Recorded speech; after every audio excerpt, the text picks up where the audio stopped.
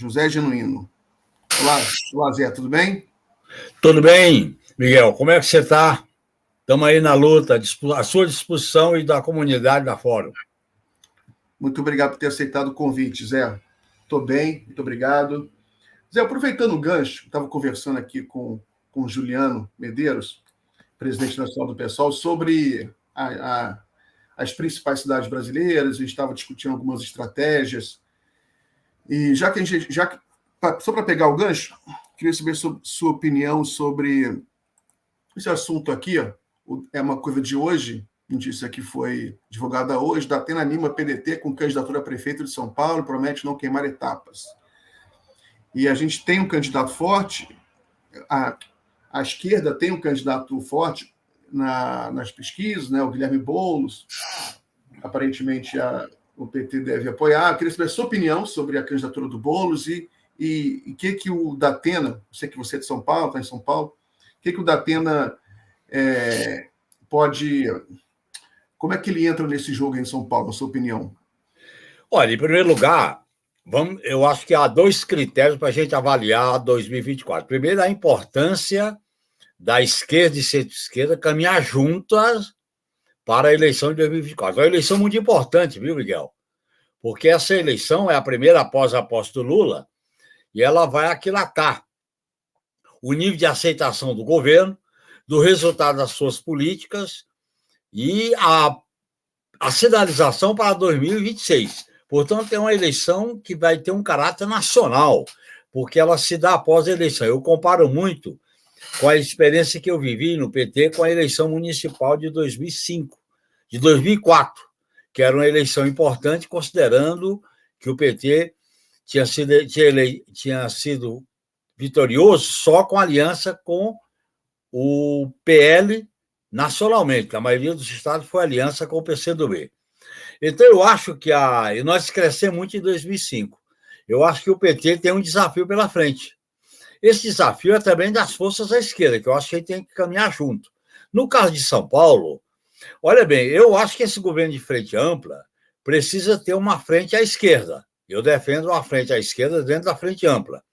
Por isso que eu defendo que nas capitais, cidades que vai ter segundo turno, a gente procure ter candidatura à esquerda, seja do PT, ou do PSOL, ou do PCdoB, ou do PSB. No caso de São Paulo, o Datena não está no campo da esquerda, enquanto liderança de comunicação. Ele está num campo que expressa valores que não estão contemplados numa proposta de esquerda, para deixar muito claro. Então, eu acho que a candidatura do Boulos em São Paulo é viável. Eu acho que a gente pode construir uma candidatura que aglutine os partidos à esquerda, possa reunir também muitos intelectuais, muitas forças políticas que estão afastadas dos partidos, possa criar em São Paulo a ideia de governar essa cidade com um projeto popular democrático. Portanto, eu vejo com bons olhos, vejo como algo muito positivo a construção da candidatura do Boulos. É uma construção, e essa construção tem que ser feita de maneira orgânica, com os partidos, com as lideranças, com os movimentos. Não pode ser uma candidatura, vamos dizer assim, apenas no fenômeno eleitoral. O Boulos é um fenômeno eleitoral porque ele foi para o segundo turno na eleição de 2020. E ele foi o deputado federal mais votado do Brasil e de São Paulo. Portanto, é um nome expressivo, que tem base popular. Mas a candidatura a governo de São Paulo, da cidade de São Paulo, ela envolve uma construção mais orgânica, de maiores compromissos, de um programa mais centrado na discussão de São Paulo. Que nós vamos enfrentar no oposto a candidatura da direita, que vai ser representada pelo Nunes. Aliás, são públicas as suas negociações com o bolsonarismo para ter o apoio do Tarcísio e da extrema-direita. Portanto, a candidatura vai se polarizar com a candidatura do atual prefeito. E eu acho que nós devemos cerrar fileiras em torno do Boulos com essa ideia de construção. Essa construção não pode ser uma construção meramente eleitoral.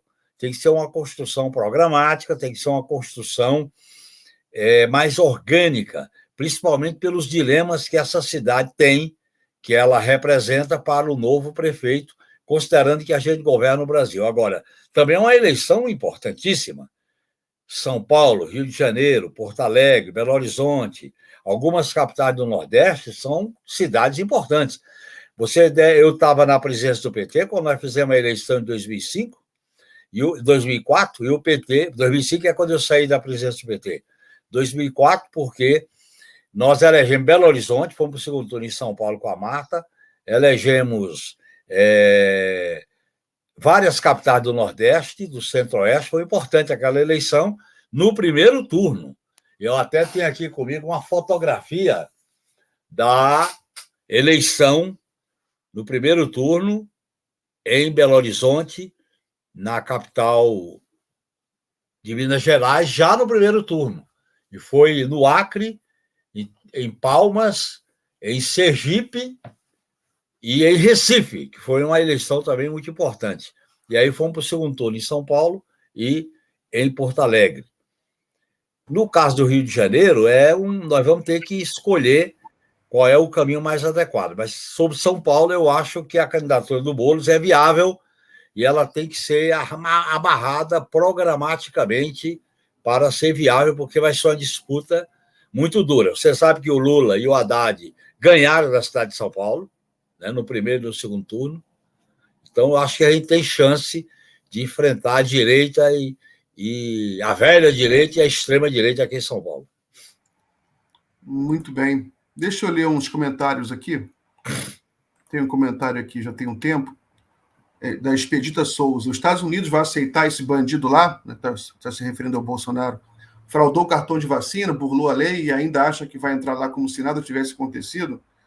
Pois é, Expedito, também quero saber disso. Aí tem um comentário da Yara Vidal, nossa companheira aqui do Jornal da Fórum.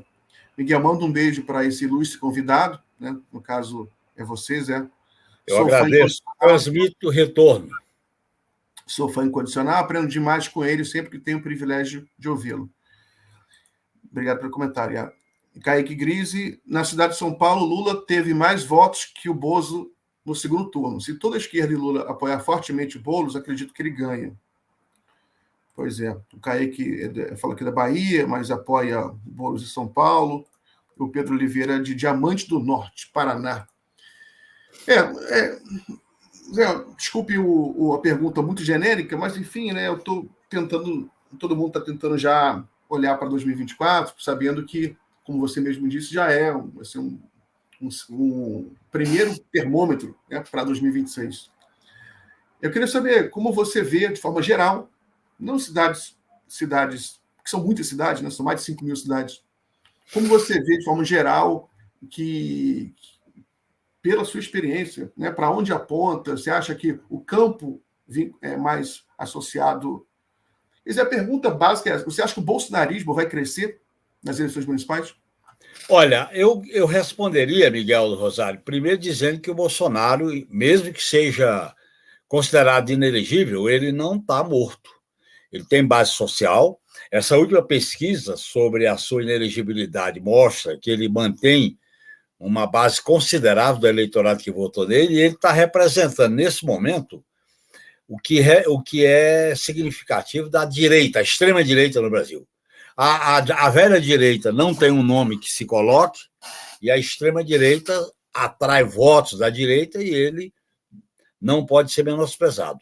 Eu acho que o fenômeno do bolsonarismo aqui no Brasil, que parece com o fenômeno do Trump nos Estados Unidos, da Itália, né, da própria direita francesa, esse fenômeno da extrema-direita, primeiro que essa extrema-direita, Miguel do Rosário, ela é produto da crise do capitalismo, da sua forma neoliberal.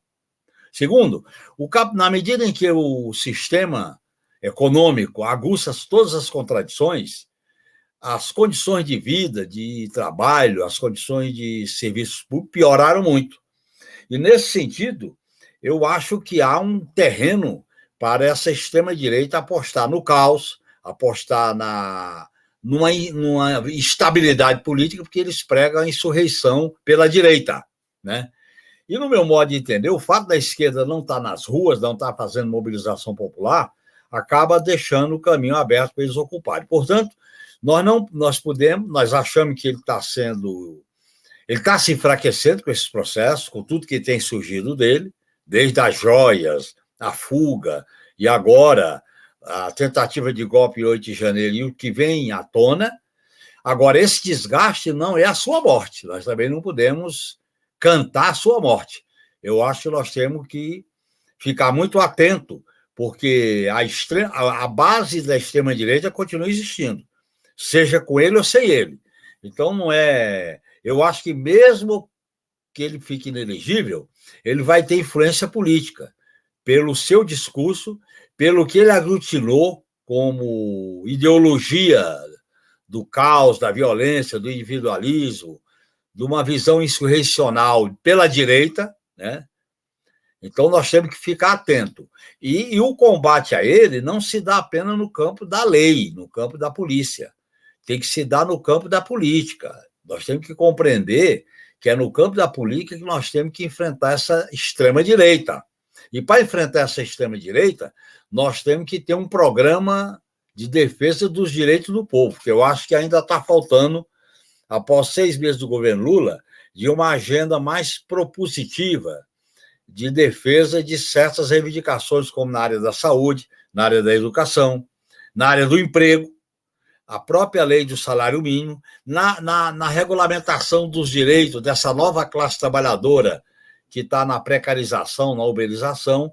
Eu acho que tem certas questões que nós temos que incluir nessa pauta que eu chamo a pauta dos direitos do povo.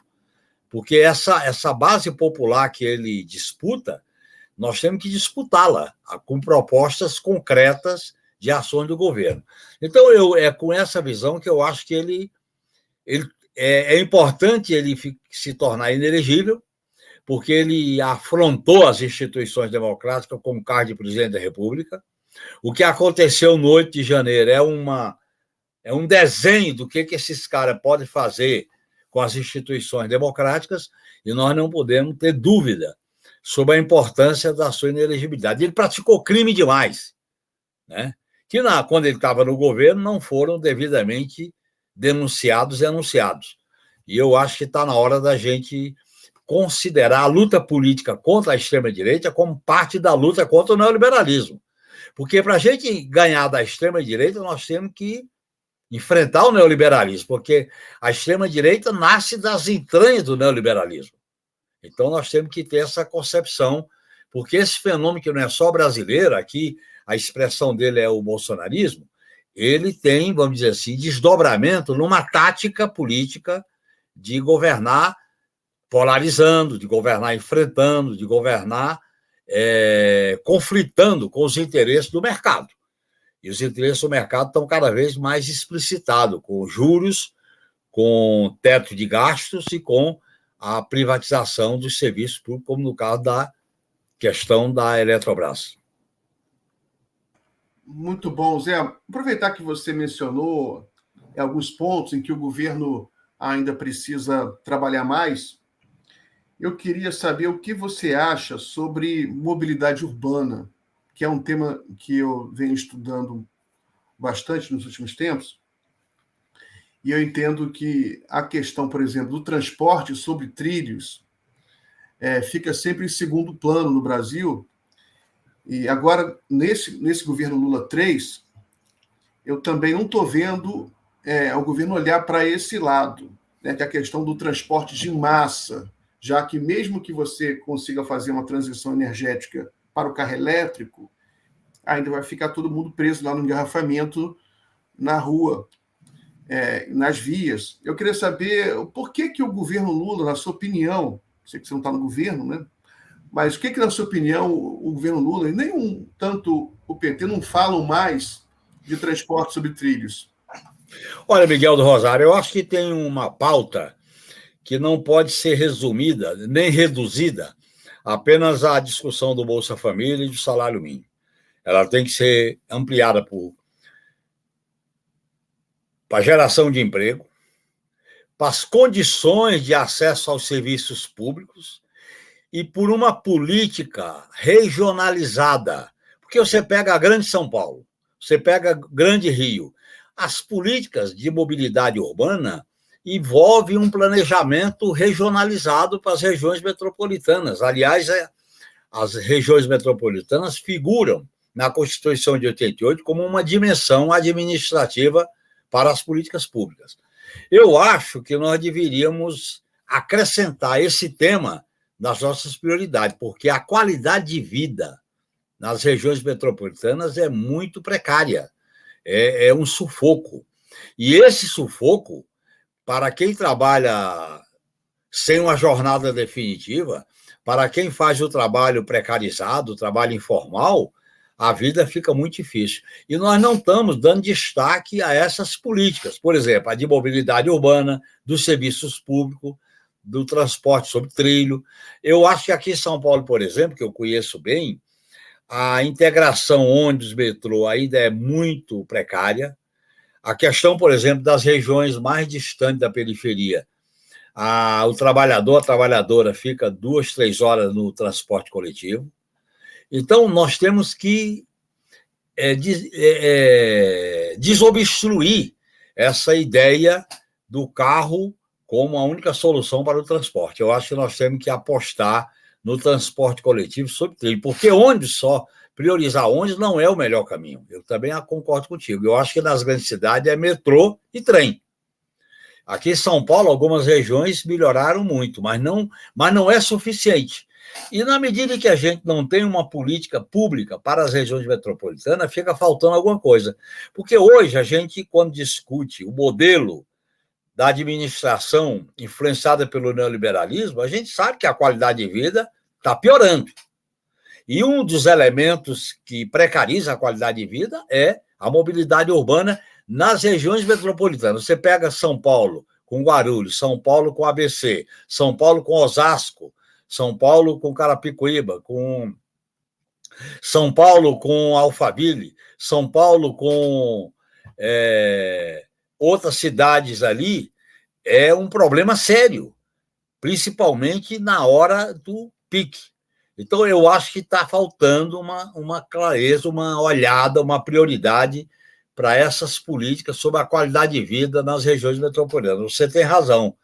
Eu acho que o governo nosso tem que entregar, numa pauta popular, o atendimento às reivindicações do povo, que eu chamo de pauta do povo, pauta popular, além da saúde, da educação, do salário mínimo, da assistência social, do emprego, ver as condições de transporte das regiões metropolitanas, que é uma condição muito precária. Eu concordo com a tua observação. Muito bem. Zé, hoje o governo anunciou o Plano Safra, né? Plano Safra com 364 bilhões de reais em créditos rurais para médios e grandes produtores. 272 para financiar custeio e comercialização, 92 bilhões para investimentos. A gente sabe que o agronegócio brasileiro, juntamente com os minérios, o Brasil está no momento, você deve estar acompanhando, de aumento muito forte das exportações. As exportações brasileiras têm aumentado muito, tem aumentado nos últimos anos, mas esse ano está aumentando mais ainda. Petróleo, minérios de ferro, agricultura. Isso aí tem um lado bom, claro, divisas para o país. E agora, muita gente se preocupa com o problema da primarização da economia brasileira. Como você acha que o governo deve enfrentar essa questão? O que você acha e como você acha que o campo democrático popular, a esquerda, deve lidar com toda a questão agrícola, que eu sei que tem um lado, às vezes, meio complicado, porque a agricultura é liderada por grandes produtores que se identificaram muito com a direita, com o Bolsonaro. Então, há toda uma questão delicada aí. Como é que você vê essas questões? Olha, eu também me preocupo. Primeiro com a primarização, porque o Brasil tem que começar a importar produtos de valor agregado. Essa questão só de produtos nós não podemos ser uma plataforma de exportadora de produtos primários. Isso aí é o que quer o imperialismo, é o que quer a ordem econômica neoliberal. E eu acho que nós temos que flexionar no sentido de ter um plano de reindustrialização do país, de ter um plano de investimento no complexo bioquímico, no complexo farmacêutico, no complexo da área de saúde. Eu acho que nós temos que diversificar, porque mesmo nas negociações com os BRICS, com a China, com a União Europeia, com os Estados Unidos, nós não podemos ficar nos limites dessa primarização, como você fala. Por outro lado, o agronegócio que pesa nas exportações, nós temos que estabelecer regras em relação à transição ecológica, em relação ao respeito aos direitos sociais e em relação a uma questão que eu acho que nós não resolvemos adequadamente, que é essa agricultura do agronegócio, ela tem que conviver com a agricultura familiar, com a agricultura da pequena propriedade, com a agricultura de subsistência, com a economia orgânica, com a agricultura orgânica, com a economia solidária. Nós temos que fazer essa convivência econômica, porque nós não podemos ser essa plataforma que exporta, que alivia a economia, mas o que fica? O que acumula? E a transferência de tecnologia? E o desenvolvimento mais estrutural? Portanto, eu acho que um dos grandes desafios nossos nessa reconstrução do país é investir em caminhos de uma reindustrialização do país. Então, nesse sentido, eu acho que o governo é positivo apoiar com o Plano Safra o que significa o agronegócio, mas nós não podemos absolutizar isso como se fosse a única via. Eu acho que nós podemos desenvolver uma política econômica mais criativa. Eu me preocupo, sinceramente, Miguel do Rosário, com as limitações impostas pelo ajuste fiscal. Essas limitações em relação ao superávit primário, em relação a limites de arrecadação para investimento, em relação ao papel do setor público, e a gente ficar muito na dependência da iniciativa privada, nacional ou estrangeira, para o investimento, eu me preocupo com isso. Eu acho que nós deveríamos ter um plano mais ousado, mais criativo para enfrentar essa questão. Tudo bem, nesse momento há um sentimento de alívio, há uma perspectiva positiva, uma percepção positiva em relação à economia, mas isso não tem uma consistência de médio e longo prazo, porque as limitações estão definidas na discussão do papel do Estado, do investimento público, e principalmente, que eu acho que é a grande questão, é um plano de reindustrialização do país. Como é que nós vamos gerar emprego se a gente não aposta em diversificar as iniciativas produtivas e não ficar nessa dependência só de investir na produção de matérias-primas? Portanto, eu tenho essa preocupação, e eu acho que o governo tem que ter uma política industrial, uma política de renovação tecnológica. Eu acho que faz parte de ter um projeto nacional capaz de se inserir no mundo, porque do jeito que nós caminhamos para uma multipolaridade no plano mundial, você ficar jogando tudo nas exportações primárias, você tem uma vulnerabilidade diante da conjuntura internacional. Eu acho que essa conjuntura internacional, eu costumo dizer, Miguel, que ela parece muito com a conjuntura internacional da Segunda Guerra Mundial, com as influências e as consequências no Brasil. Nós podemos entrar numa situação parecida, porque a tendência é o agravamento do conflito, tendo em vista a multipolaridade com a guerra na Ucrânia, né? E essa multipolaridade vai abrir grandes possibilidades para o país. E como é que nós vamos nos situar? Eu acho que as exigências em relação a investimentos aqui tem que levar em conta a transferência de tecnologia, tem que levar em conta investimento na área da indústria e da transformação, e não apenas nessas áreas que buscam produtos primários. Muito bem. Zé, uma pergunta sobre a Lava Jato, né? Os desdobramentos da Lava Jato, sobre todos O Brasil viveu uma reviravolta, você acompanhou, como todo mundo, toda essa questão do lawfare. Foram anos em que a política brasileira foi assolada por estratégias de lawfare, e hoje a gente está aqui. O Dallagnol cassado, o Sérgio Moro está desmoralizado, mas se elegeu senador. Há uma série de desdobramentos em curso, uma série de investigações em curso.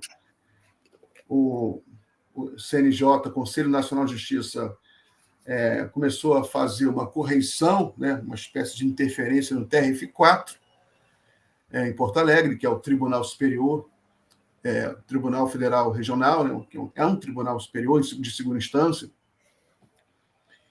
Enfim, como você vê a luta contra o lawfare, toda essa questão que foi uma luta importante na nossa geração, né, houve vitórias inegáveis, muitas cicatrizes, muitos mortos e feridos, mas houve vitórias no final. Como você vê essa questão do lawfare hoje no Brasil? O que falta para avançar, na sua opinião? Eu vejo, Miguel do Rosário, com preocupação e considero importante a tua pergunta. Eu fui vítima e acompanhei como militante o processo de institucionalização do lawfare. E a base dele é um novo tipo de guerra, em que o lawfare é a deslegitimação do adversário, o enfraquecimento do adversário e o aniquilamento do adversário. E nós enfrentamos isso desde o mensalão. A ideia do direito penal do inimigo, a ideia do direito penal, que é um espetáculo, a politização do direito penal com a ideia de força-tarefa e operação e força-tarefa, e essa ideia de que os valores intrínsecos, as garantias constitucionais, como o direito de defesa, devido processo legal, a prisão só com sentença transitada e julgada, aí criaram a ideia de prisão em segunda instância, a ideia de que você pode aceitar provas ilícitas, e vai por aí afora. Eu acho que o estrago foi muito grande. Primeiro porque os resultados do lawfare são mínimos, são acanhados. Segundo, porque os resultados, diante do prejuízo na geração, destruir empresas que geravam em torno de 4 milhões de empregos, o nível de prejuízo dessas empresas, o que elas representavam, inclusive, na competição com os Estados Unidos. Portanto, a Operação Lawfare faz parte de uma estratégia do imperialismo americano, que vem das guerras contra as drogas, depois a guerra contra o terrorismo e a guerra contra a corrupção. E eles produziram aqui no Brasil uma espécie de vanguarda jurídica e persecutória para executar esse trabalho. As reuniões que se realizaram no ano de 2008, no ano de 2010, as especulações por ocasião dos resultados do mensalão, que, olha bem, é importante deixar isso claro, o principal assessor do TRF4, que é o procurador Douglas Fischer, foi o redator do voto do relator do mensalão. Eu não vou citar o nome, porque é bom não citar. E o Moro foi um dos principais assessores do Supremo no gabinete da ministra Rosa Weber. Portanto, e o que aconteceu com a Lava Jato é público. Eu acho que o país precisa ter uma espécie de comissão da verdade sobre o lawfare, que é uma proposta do Cacá e que eu concordo com ele. E para fazer isso, com que objetivo? Para fazer uma revisão, Miguel do Rosário, nas leis que foram produzidas nessa fase. Ficha limpa, delação premiada, organização criminosa, lei antiterror, tem que passar por uma revisão. Não estou falando se é o caso de revogar. Mas nós temos que revisar essas leis, porque esse instrumental legal, na mão de policiais e de procuradores e de juízes, porque, olha bem, eles fizeram uma aliança, que essa aliança está desfeita, que era juiz, procurador e delegado. Era o tripé do conceito de operação e de força-tarefa. Tripé esse que existia na época do DOI-CODE, você está lembrado do DOI-CODE? O que era o DOI-CODE? Era Exército, Marinha Aeronáutica, mais PM, mais Polícia Federal, mais Polícia Civil e etc. Porque o conceito de força-tarefa e de operação pressupõe uma ação combinada, pressupõe um chefe, pressupõe um encarregado. E eles criaram uma teoria de que os fins justificam os meios, para poder justificar leis especiais para crimes especiais. Eu acho que nós devemos fazer um debate. Eu me preocupo com isso. Eu acho, digo isso, chama a atenção. Nós não podemos passar a mão no lawfare e achar que simplesmente a punição do Delano e do Moro resolve. Não resolve. A concepção de justiça, a estrutura que penetrou no sistema de justiça tem que ser avaliado.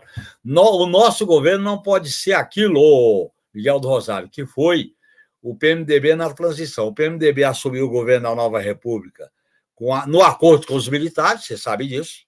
Esse acordo envolvia a lei da anistia, a anistia recíproca, os crimes conexos, e não mexer no artigo 142 da Constituição, e se manteve, vamos dizer assim, o núcleo duro, o purão da ditadura. Eu acho que nós não podemos virar a página do lawfare. Ele não virou. Veja o que está acontecendo com a 13ª Vara, veja o que está acontecendo com o juiz Apio, mesmo as investigações, as averiguações, eu acho que precisa ser mais, vamos dizer assim, contundente. Eu temo que esse processo, que teve um início com o aval do Supremo Tribunal Federal, que teve o aval do Superior Tribunal de Justiça, que teve o aval da Procuradoria-Geral da República, ele não pode continuar, vamos dizer assim, vamos mudar alguma coisa para que nada mude. Não pode. Então, eu estou manifestando, sinceramente, a minha preocupação em relação a esse tema. Aliás, eu considero, Miguel, que há 3 questões do Estado brasileiro que estão exigindo uma reforma profunda. Um é esse, sistema de justiça. Os mecanismos de controle, os mecanismos de fiscalização são tênues, são frágeis. Segundo tema, a tutela militar. Veja o que está acontecendo com as revelações sobre o 8 de janeiro. Até agora tem militar sendo interrogado, mas nenhum foi denunciado. Que vai ser denunciado pela justiça comum ou pela justiça militar. Terceiro problema, a transformação do Congresso Nacional num sistema oligárquico centralizado, com o voto uninominal, com o peso dos estados para eleger deputados, com orçamento secreto e com emendas impositivas. Eu estou citando essas 3 áreas porque elas são, vamos dizer assim, os corações dos 3 poderes. E, no meu modo de entender, nós precisamos sinalizar reformas estruturais nessas áreas, porque isso diz respeito, Miguel do Rosário, à democratização das instituições do Estado. Essas instituições entraram em crise, pioraram. O protagonismo do ativismo judicial deu guarida ao lavajatismo. O que aconteceu com a Câmara, com o orçamento secreto, com as eleições, inclusive com a legislação eleitoral sobre coeficiente eleitoral, eu acho que a falta de uma reforma mais profunda não resolveu o problema da federação. Eu estava acompanhando a opinião do Juliano. Eu acho que o coeficiente, mesmo quando tem federação, acaba favorecendo as grandes máquinas partidárias. A reforma eleitoral privilegiou as grandes máquinas, as grandes agremiações, e a questão dos militares, dos órgãos persecutórios do Estado brasileiro. Porque se nós não avançarmos nessas áreas, nós teremos uma democracia, um regime político autocrático, um regime oligárquico com poderes muito fortes de centralização política. Pois é, Zé, sobre essa questão do regime político brasileiro, você apontou os problemas estruturais do sistema de justiça brasileiro, que precisa de reforma. A gente tem o problema da relação do legislativo com o executivo, que é muito problemático ainda. Tem até a notícia aqui que um leitor mencionou, que eu quero trazer aqui rapidinho, que é sobre reforma tributária, que agora vai ser a nova batalha, vai ser essa reforma. Tem essa notícia, Lira veta mudanças no Simples na reforma tributária, é o mesmo que dar um tiro na testa. governadores queriam assumir a administração do regime especial, né, do Simples, que já tem quase 22 milhões de empresas. Mas isso é muito preliminar, essa questão da reforma tributária, e mesmo essas posições do Lira são muito preliminares. Queria falar queria fazer uma pergunta mais geral sobre os problemas estruturais da democracia brasileira, que também ficaram latentes na pandemia, sobretudo agora que a gente vê a China se expandindo muito, se fortalecendo muito, a maneira como ela conseguiu lidar com a pandemia foi muito, muito impressionante. E a maneira como ela está lidando, por exemplo, com a questão da mobilidade urbana, muito impressionante também. O país inteiro, cruzando o país inteiro com trens de alta velocidade, as cidades com sistemas de metrô gigantescos, né? Então, muita gente se pergunta se tem alguma coisa errada com o modelo nosso de democracia. Esse modelo ocidental, da democracia ocidental, ele não ficou ultrapassado. Talvez tenha dado certo para alguns países na Europa, para os Estados Unidos, mas aqui para o Brasil, se você acha que esse modelo nosso tem futuro. Olha, Miguel, você tocou numa questão essencial que eu me mobilizo para discutir. O sistema político nosso, esse modelo, produto da Constituição de 88, ele apresentou muitas lacunas na própria Constituição de 88. Por exemplo, o papel da Câmara e do Senado, a representação do povo na Câmara, que é uma deformação, porque o eleitor, para votar em deputado, tem um peso maior do que o eleitor para votar no presidente, porque tem aquela regra, nenhum Estado pode ter menos do que 8, nem mais do que 70. E com a relação com o executivo e orçamento, essa coisa piorou, porque o sistema é uninominal. Então, nós temos uma tendência à oligarquização da representação parlamentar, via Senado ou via Câmara. Você não tem mais a representação de opinião, você tem a representação setorial, a bancada da bala, da Bíblia, do agro, as bancadas setoriais. Eu acho que o sistema eleitoral nosso é responsável por essa oligarquização no âmbito da representação parlamentar. Aí, veja bem, nós tivemos um ativismo judicial exagerado. Um ativismo ao judiciário substituindo a política. O judiciário não é contra-majoritário, o judiciário é contra-majoritário. O judiciário, veja bem, o parlamento, o Congresso e o presidente da República é majoritário, é contra-majoritário. Não é contra-majoritário, o judiciário é contra-majoritário, ele não pode ir na onda, não pode ir no efeito da opinião pública. E isso aconteceu, no meu modo de entender, em alguns processos e algumas demandas. E veja bem, nas questões essenciais da ordem econômica, dos direitos sociais, as decisões do judiciário não foram tão ousadas como em outras áreas, só para citar esse aspecto. No caso dos órgãos persecutórios, você pega bem o papel do Ministério Público, o papel da Polícia Federal, virou protagonistas, virou um ativismo investigativo para criar factoide, para destruir reputações, para atingir a representação popular. Eu acho que esse é um problema. No meu modo de entender, a Constituição de 88 ela sofreu deformações muito grandes com o golpe de 2016, com a questão da prisão em segunda instância, que nega a cláusula pétrea dos direitos e garantias, inclusive com sentença transitada e julgada, a questão do devido processo legal e a falta de controle público. O Conselho Nacional de Justiça e o Conselho Nacional do Ministério Público são órgãos corporativismo. Nós defendíamos isso quando estava na oposição como órgão público. O governo tem que ser fiscalizado. A atividade jurisdicional, não. Nós não conseguimos separar bem essa questão. E aí, veja bem, nós estamos vivendo hoje, Miguel do Rosário, uma certa crise institucional. Eu considero, por exemplo, que os instrumentos de democracia direta, semidireta, precisam ser fortalecidos. Nós não podemos imaginar, na sociedade atual, com o desenvolvimento da tecnologia e da ciência, não ter com mais frequência plebiscito, referendo, iniciativa de leis, audiências públicas no Congresso Nacional. Nós temos que ter algumas instituições democráticas que precisam ser refundadas. No meu modo de entender, A Constituição de 88 foi um avanço, mas um avanço pela metade. E ela foi, vamos dizer assim, detonada, contaminada pela ofensiva do neoliberalismo, porque para o neoliberalismo a democracia liberal é disfuncional, mesmo a democracia liberal.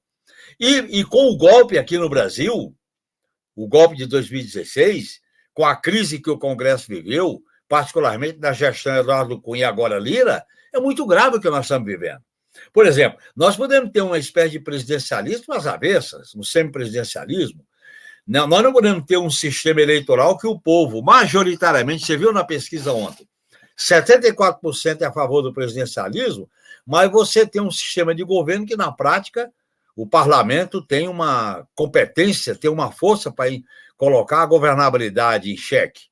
Então, eu acho que essa situação exige um debate mais profundo e algumas mudanças estruturais, no meu modo de ver. Por exemplo, Miguel, você sabe por que há 2 anos o Supremo Tribunal Federal segura o juiz de garantias? Aliás, na Constituinte, que eu estava lá, junto com um deputado que batalhou muito por isso, o Vivaldo Barbosa, era o juiz de instrução. Nós defendíamos o juiz de instrução, que acompanhava o processo desde a denúncia, desde a investigação. Não passou. Nós defendíamos um tribunal constitucional com mandato. Foi derrotado e ficou o Supremo com superpoderes. Então, eu acho que essas instituições precisam passar por um arejamento.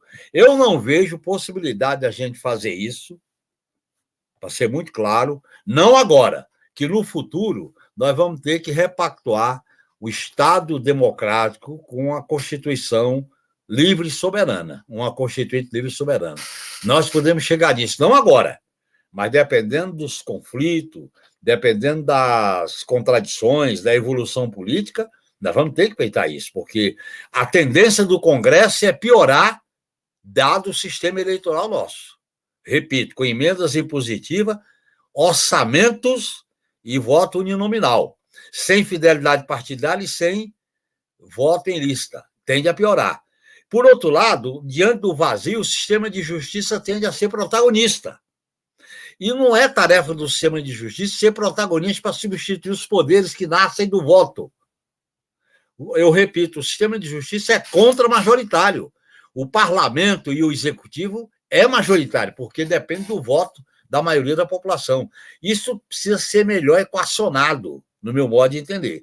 Agora, como nós tivemos um governo que destruiu as instituições, e a própria crise do modelo contribui para destruí-las, nós tivemos um ativismo judicial em algumas questões necessário para assegurar a democracia. Quem é que está colocando os golpistas na parede? É o Supremo Tribunal Federal, através do ministro Alexandre de Moraes, para ser claro. Então, eu acho que nós estamos diante de um grande desafio, que é as instituições brasileiras estão em situação de debilidade, estão de uma crise de funcionalidade e uma crise de legitimidade. Por exemplo, você elege o presidente da República, aí a eleição majoritária dividiu o país, houve uma comemoração monumental, e na hora de governar, você tem freios e contrafreios que acabam impedindo a execução do programa que foi legitimado pelas urnas. Isso é muito sério, no meu modo de entender, para um debate sobre a crise das instituições. Muito bem. Zé, tem uma notícia aqui de agora. Todo brasileiro acompanha a questão do juro, porque isso afeta o bolso de cada um. O Brasil tem a maior taxa de juro real do mundo. Agora, a coisa realmente fica bizarra quando a gente vai para os juros de cartão de crédito, cheque especial, e a gente sabe que o cartão de crédito ele é a moeda da nova era. Né? Claro. É com cartão de crédito que você compra coisas pela internet. Então, é óbvio. Então, se o comércio eletrônico é o que mais cresce no mundo, no Brasil não é diferente, as pessoas têm esse hábito, está crescendo muito nos brasileiros. E serviços, né? Você vai assinar um Netflix, vai assinar um serviço qualquer na internet, você tem que ter um cartão de crédito. E a taxa de juros do cartão de crédito no Brasil é indecente. Escandalosa, é imoral. Essa notícia aí, eu acabei de ler agora, vou analisar com mais calma. A taxa do rotativo encostou em 450% ao ano. Não, isso é uma imoralidade total, é um desrespeito à cidadania. Não tem como o governo conviver com isso, Miguel. E com esse aval da oligarquia financeira, com o Banco Central independente, com o monopólio das instituições financeiras, com esses bancos, Big Techs, né? Com essa ofensiva dos bancos de investimento, olha, não é brincadeira. Eu acho que o governo tem que agir. Já que o Campos Neto é um negacionista no governo do Banco Central, o governo tem que buscar formas de enfrentar esse problema, seja via BNDES para o setor produtivo. Eu vejo com muita simpatia essa medida que o governo vai lançar sobre cortar juros do cartão de crédito. Porque o cartão de crédito, você colocou muito bem, é a moeda do cidadão em geral, é tudo. Até para você comprar coisinha na rua, pipoca, sanduíche, é cartão de crédito. Agora, com esse juro, rapaz, é impossível, é uma verdadeira transferência, é uma verdadeira expropriação, o juro do cartão de crédito. E eu acho que não dá, a gente tem que denunciar o que o Banco Central está fazendo, mas o governo tem que adotar essas medidas paralelas a essa situação. Eu vejo com simpatia essa manchete que anuncia uma política de governo que eu acho que já vem tarde, já devia ter sido desde o início. Lembrando que esse 450% é a média, mas você tem casos de até 700% em juros de cartão de crédito. Realmente é completamente despropositado, sobretudo quando você faz a comparação internacional. Hoje em dia, as informações são abertas, é muito fácil você fazer uma comparação internacional. Então, se o Brasil é campeão mundial em juro real, quando você vai comparar os juros que são praticados aqui em cartão de crédito com outros países, a desproporção ainda é mais aberrante, é mais gritante. Né? E aí, viu, Begar? Porque tem os donos de banco e os que se beneficiam com o sistema financeiro ganham com isso. É uma expropriação do povo. O capitalismo hoje não quer mais só mais-valia tradicional, só lucro. Ele quer expropriar da forma mais bárbara, como essa do cartão de crédito. E você tem um cara no Banco Central que faz o jogo do sistema financeiro, aí o governo tem que ter medidas, ver como fazer, porque não dá. Eu acho que a gente sabe de amigos nossos, de pessoas que vivem do cartão, rapaz, ele fica... Por que tem tantos endividados? Que entra no cartão, não consegue pagar, aquela dívida vai se multiplicando, chega a hora que ele está com a corda no pescoço. Essa é a lógica desses juros altos para transferir, para expropriar renda da sociedade para o sistema financeiro. Muito bem, muito bem. Então, tomara que dê certo essa medida, é uma medida necessária e acontece também por causa que a gente está vendo aqui de uma crise. A inadimplência no Brasil, que já é altíssima, ela está crescendo, e a inadimplência em cartão de crédito com esse juro de 450% ao ano realmente é muito preocupante, né? O resultado é sofrimento das famílias, né? A pessoa fica endividada, ela perde o crédito e ela começa a ter problemas graves. Zé, estamos encaminhando aqui para o final.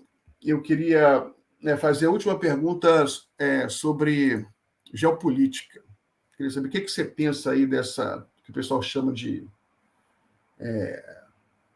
nova era, né? Agora com a guerra na Ucrânia, você tem aí a emergência da China com uma potência impressionante, e agora você volta-se a falar novamente, o Lula tem inclusive repetido sempre isso, a necessidade do comércio internacional se emancipar do dólar, mas enfim, mas ainda é um momento de muita dúvida, né? Ninguém sabe muito para onde vai. O que você pensa sobre isso?